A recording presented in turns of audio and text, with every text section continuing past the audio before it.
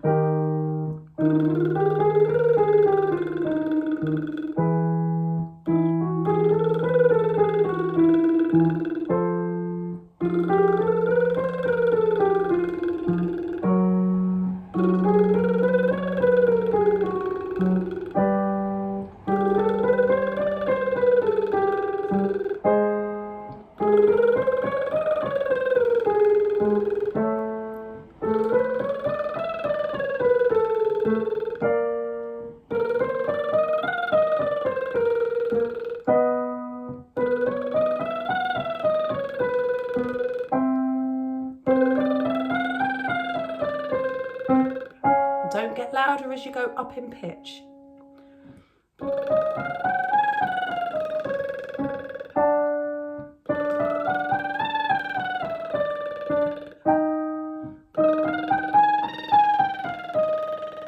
And I'm not going to sing as high as I usually would because I don't want to strain my voice. I'm just trying to maintain the mechanics and the function of my voice.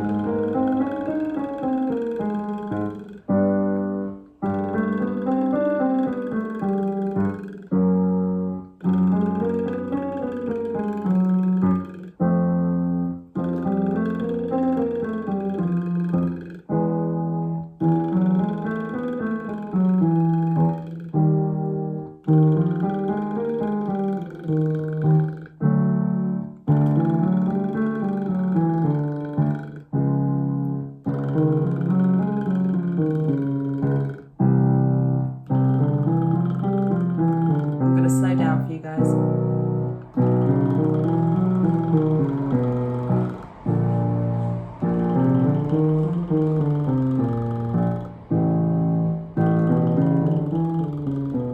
And I'm going into fry where it's low.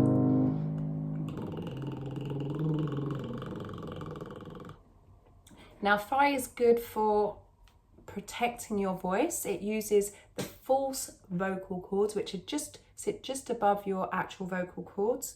And fry is very good because it's gentle, it protects your voice, but you don't want to use it all the time, because if you do, it can be fatiguing. So we're going to move on to a tongue trill. If you can't do a tongue trill, then I recommend that you move on to the V sound. It is going to vibrate, it might tickle, it might feel a bit uncomfortable, but it's best to do these SOVT exercises because they're very good for protecting your voice. It's very difficult to strain your voice when you use these exercises. So we're going to start here and tongue trill or V.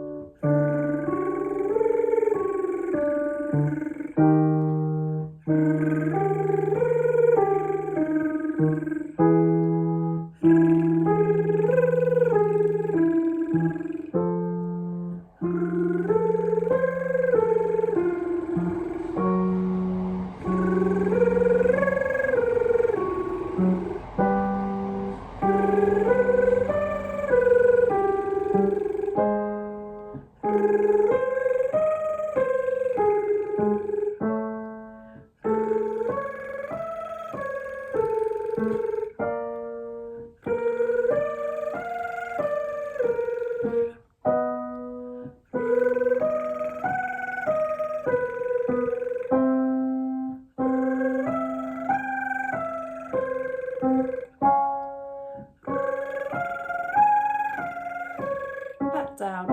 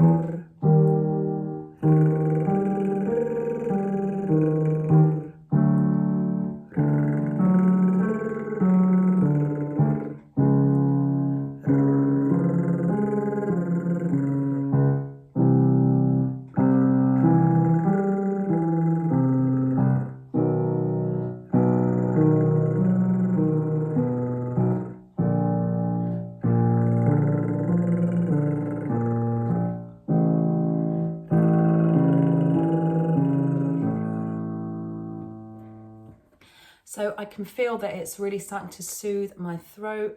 I am feeling quite tired. I wouldn't recommend doing this if you are feeling very ill. I've got my lemon, ginger and honey, some fresh turmeric. It's best to use fresh. If you can, use dried. If you can't, the dried versions of ginger and turmeric, of course, don't have the same benefits as fresh. If you're vegan, of course, I would recommend using a plant-based sweetener. They don't have the same benefits as honey does for your voice, but the lemon and ginger and turmeric will benefit you anyway. So just if you feel like you need to, add a plant-based sweetener if you're vegan. So just gonna have a little bit of that with my cup that my sister got for me when she went on holiday to Lanzarote quite a few years ago now. Lanzarote, quite a few years ago. For our last exercise, we're going to move on to zzz. And we're going to make sure that we're still sliding even though we're going across the octave. If this feels too strenuous for your voice, please don't do it. Please stop and rest your voice. And it sounds like this.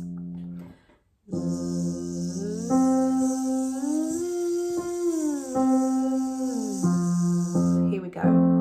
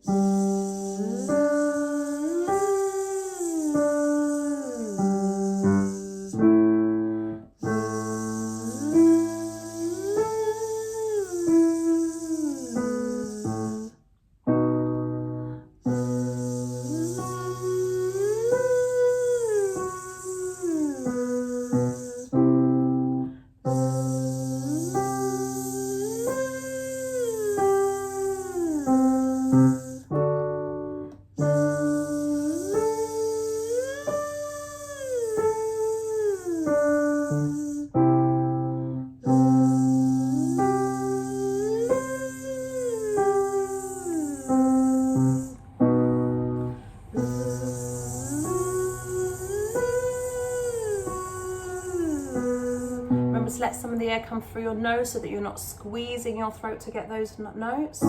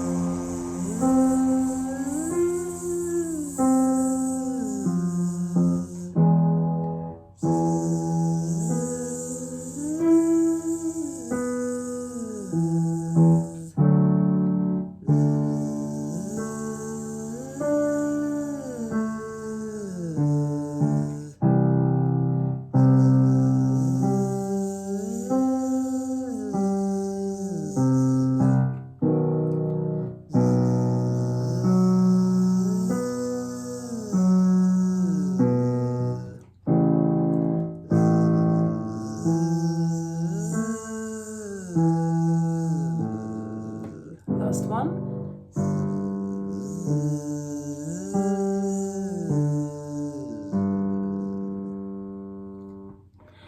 So if you enjoyed this, remember to hit the subscribe button if you haven't already. Share this with someone who you think will benefit, and I will see you in the next video. Stay hydrated. Ciao!